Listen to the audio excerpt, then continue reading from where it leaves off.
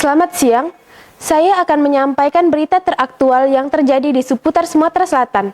Bersama saya Shirley Valentina di Info hari ini.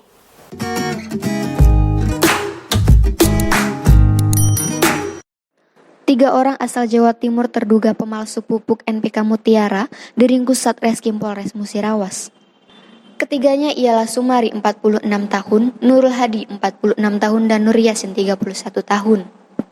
Sumari diringkus di sebuah ruko di Lubuk Linggau setelah sebelumnya dua tersangka lain diringkus di Musirawas di hari yang sama pada Kamis 2 September.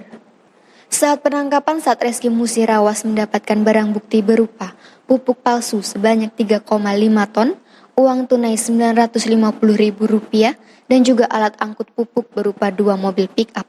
Hal ini terungkap dari laporan petani di Desa Sukaman yang telah membeli pupuk palsu tersebut. Pupuk yang diduga palsu tersebut menggunakan merek dan kemasan yang mirip dengan pupuk NPK Mutiara asli. Namun bahan yang digunakan tidak sesuai dengan standar pertanian. Para tersangka mengaku sudah 2 kali melakukan transaksi dalam 1 bulan terakhir melakukan bisnis pupuk palsu tersebut. Mariati melaporkan dari Polres Musirawas untuk Anda.